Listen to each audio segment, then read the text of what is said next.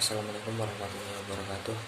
Perkenalkan, nama saya Aldi Putra dan kelompok saya yang beranggotakan 4 orang, yaitu Ainur Risma, Ahmad Maulana, Wigati, dan Aldi Ferdinand.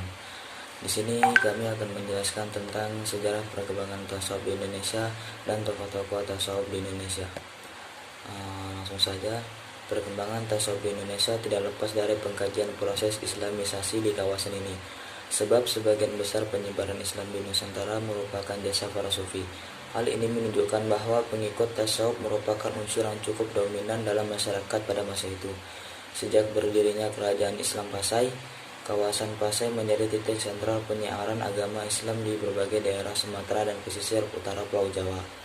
Sampai sekarang, kebesaran nama Syekh dan Ulakan tetap diabadikan masyarakat pesisir Minangkabau melalui upacara atau basapa pada setiap bulan Safar.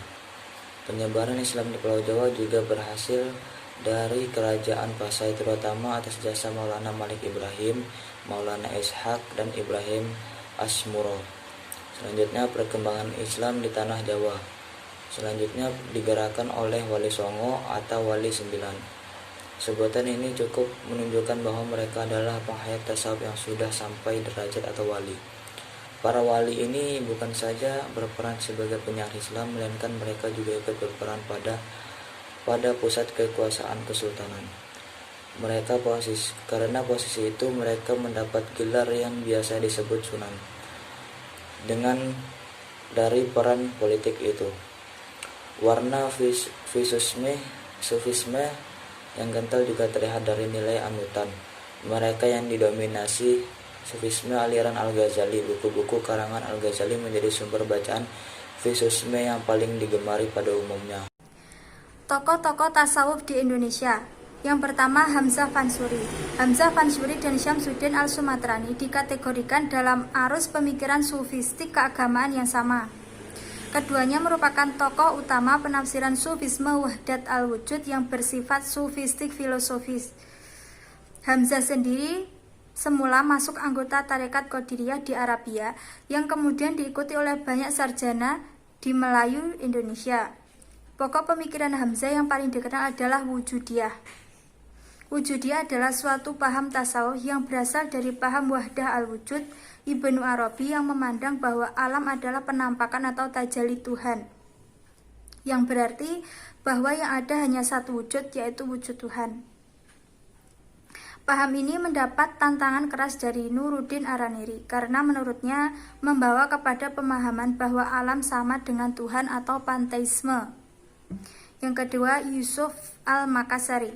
Pemikiran tasawuf Syekh Yusuf Al-Makassari yaitu pemurnian kepada kepercayaan keesaan Tuhan.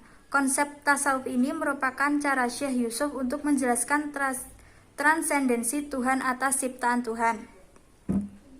Yang ketiga, Abdurrauf As-Singkili. Pemikiran tasawuf As-Singkili dapat dilihat antara lain pada persoalan kecenderungan untuk merekonsiliasi antara tasawuf dan syariat.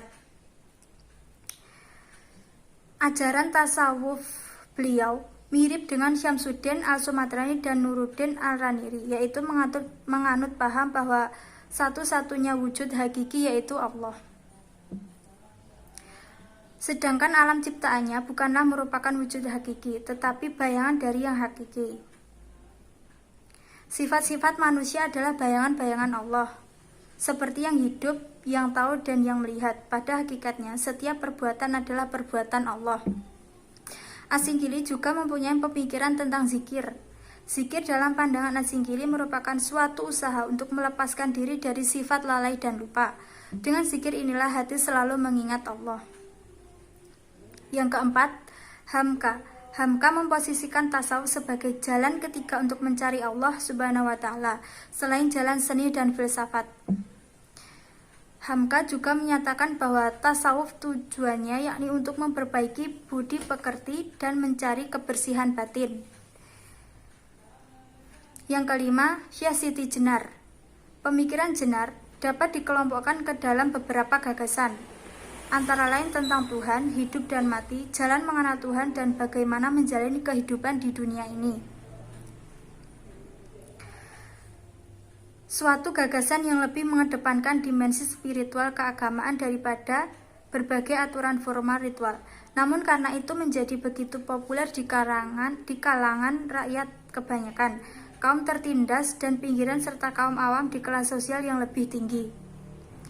Pemikiran itulah oleh Munir Mulkan disebut sebagai Ma'rifat Siti Jenar, yang lebih banyak diapresiasi oleh masyarakat kelas bawah yang dalam sejarah sosial di Indonesia dikenal sebagai wong cilik dan kaum awam yang sering disebut sebagai kaum abangan.